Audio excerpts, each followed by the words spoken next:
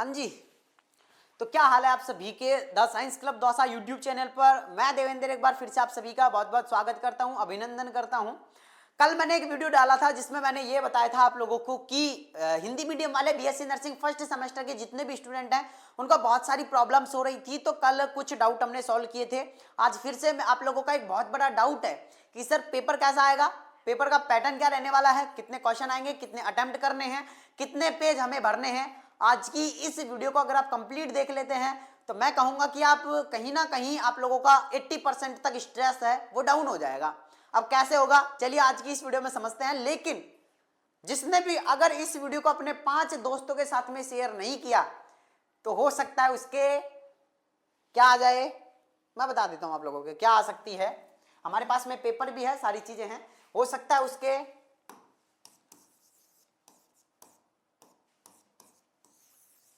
ठीक है। तो फटाफट से शेयर कर देना। चलो फटाफट से हम करते हैं स्टार्ट आज की इस वीडियो को। सबसे पहले आप लोगों के जो सीनियर्स हैं उनका पेपर हमारे पास में है और पेपर में सबसे पहले आप लोगों को जो चीजें देखनी है वो यही देखनी है। जैसे ही आप लोगों के पास में पेपर आता है सबसे पहले ये पढ़ना है कि कितने क्वेश्चन करने हैं, क्या हमारे जो है कैंडिडेट के जो इंस्ट्रक्शंस दिए हुए हैं वो आपको पढ़ लेने हैं। तो इंस्ट्रक्शन जो फर्स्ट है वो ये दे रखा है कि किसी को भी do not write anything on question paper except roll number otherwise it shall be deemed as the including unfair means and action shall be taken. मतलब ये है कि रोल नंबर के अलावा पेपर पे और कुछ भी मत लिखो, अगर वरना तुम चीटिंग करते हुए माने जाओगे और तुम पकड़ा का जाओगे और तुम्हारे ऊपर कानूनी कार्रवाई की जाएगी। दूसरा यहाँ पर लिखा गया है कि use separate answer book for each section. अब यहाँ पर बहुत सारे स्टूडेंट जो है बहुत सारे धोखा खा जाते हैं। कैसे, सुनो, आप लोगों को एनाटॉमी की अलग से कॉपी दी जाएगी, अगल से नहीं अलग से, है ना, अलग से कॉपी दी जाएगी 40 पेज की। और इसी तरीके से सेम फिजियोलॉजी की 40 पेज की अलग से कॉपी दी जाएगी। इसका रहेगा नाम, जो रहेगा वो रहेगा सेक्शन ए, इसका नाम रहेगा सेक्शन बी। तो फिजियोलॉजी में सिर्फ फिजियोलॉजी का कंटेंट लिखना है, ये नहीं है कि एनाटॉमी की कॉपी में 40 पन्ने आप लोगों ने धुआंधार भर दिए और आप लोगों का एक क्वेश्चन रह गया तो सर मैं एक क्वेश्चन को फिजियोलॉजी की कॉपी में कर देता हूं, कोई दिक्कत तो नहीं है। दिक्कत बहुत बड़ी हो जाएगी, आप लोग फिजियोलॉजी में फेल हो जाओगे, एनाटॉमी में पास होके भी कोई फायदा नहीं निकलेगा। तो अगर आपका एक क्वेश्चन रह भी रहा है तो उसे छोड़ दो भाई, इसमें मत कर देना, नहीं तो देखो इसमें से जो भी नंबर आएंगे वो और कट जाएंगे। तो इसका जो मैटर है वो इसमें करना है, इसका जो मैटर है इसमें करना है। अगर गलती से आपका इसका मैटर इसमें हो गया और इसका मैटर इसमें हो गया ना तो बैक आ जाएगी भाई।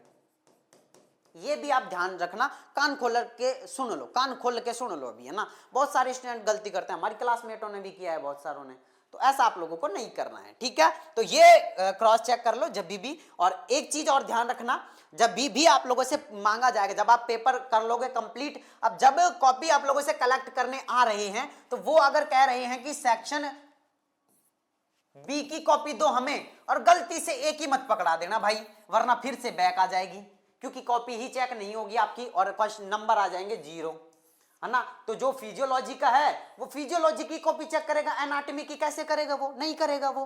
तो ध्यान रखना है कि सेक्शन ए की कॉपी जो है वो ए मांगे तभी देनी है और सेक्शन बी की कॉपी जब बी मांगे तभी आप लोगों को देनी है। ये भी आप लोगों को बहुत बड़ी चीज जो है वो ध्यान रखनी है। ये पेपर में लिखा हुआ है, मेनली साफ साफ लिखा हुआ है, अगर आप पढ़ना चाहो तो पढ़ सकते हो। ड्यूरेशन 3 घंटे की दे रखी, 3 घंटे में दोनों कॉपी में आप लोगों को काम करना है। एनाटॉमी का काम अलग करना है, फिजियोलॉजी का काम अलग करना है।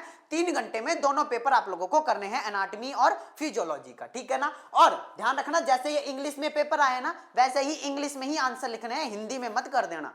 कहीं आपको ये लगे कि सर मैं 1-2 लाइन तो हिंदी में लिख देता हूँ, सर को अच्छे से समझ में आ जाएगी, तो सर को बहुत पहले से समझ में आती है ना, उनको मत समझाना। तो इंग्लिश में ही पूरा पेपर करना है। टोटल मार्क्स की अगर मैं बात करूं तो यहाँ पर 75 नंबर के आप लोगों के रहने वाले हैं ना, 75 नंबर का रहने वाला है।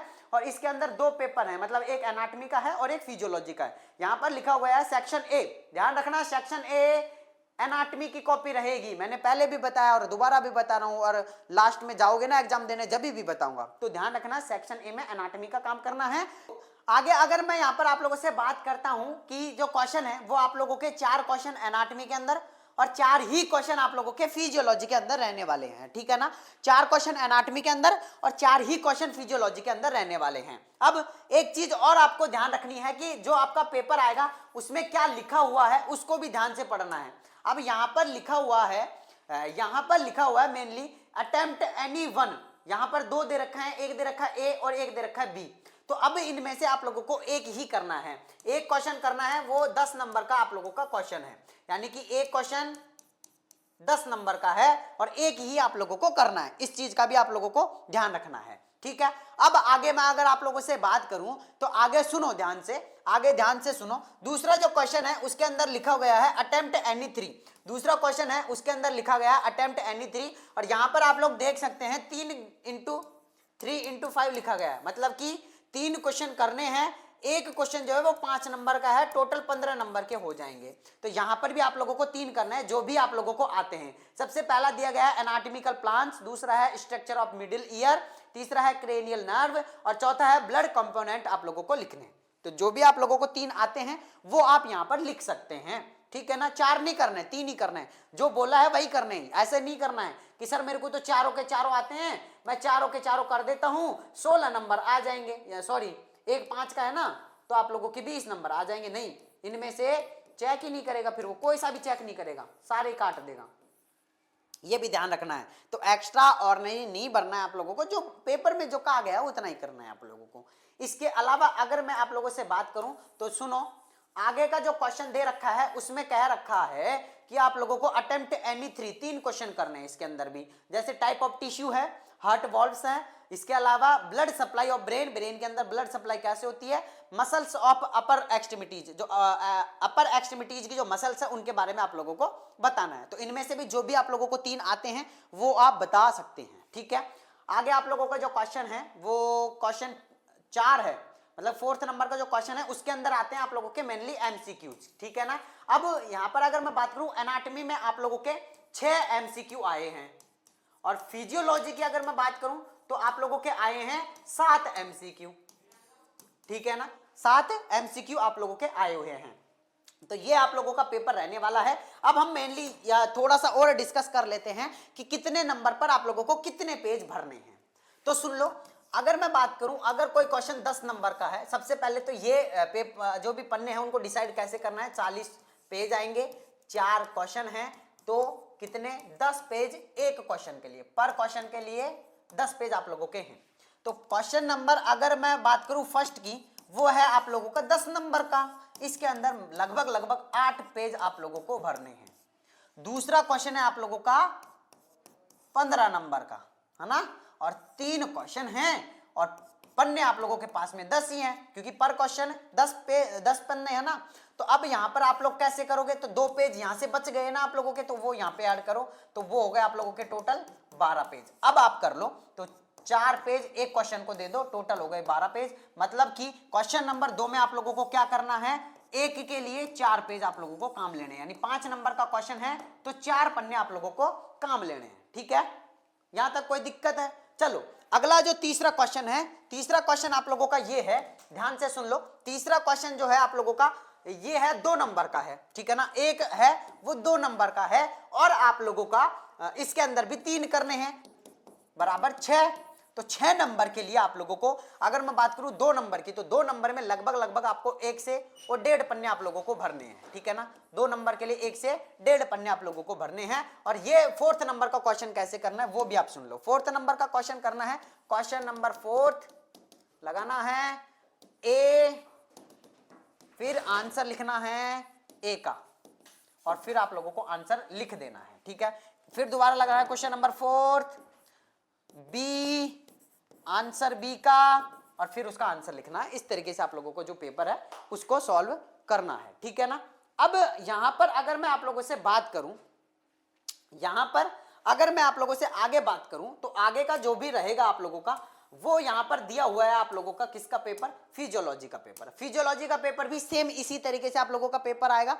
इस पेपर में आप लोगों को क्या करना है, इस पेपर में आप लोगों को जो करना है वो ये है कि जो सेम तरीके के आप लोगों के क्वेश्चन रहने वाले हैं, और इनमें भी आप लोगों का जो पहला क्वेश्चन है वो 10 नंबर का है, दूसरा क्वेश्चन जो है वो 15 नंबर का है, 3 करने हैं। चौथा क्वेश्चन भी आप लोगों का जो है वो 6 नंबर का है, इसमें भी आप लोगों के 2-2 नंबर के हैं। और अगर मैं बात करूं इसकी, तो ये आप लोगों का जो है वो लगभग इसके अंदर 7 एमसीक्यू है। कितने हैं, 7 एमसीक्यू आप लोगों के रहने वाले हैं, ठीक है ना गाइज। और फिर भी अगर आपका और कोई भी डाउट रहता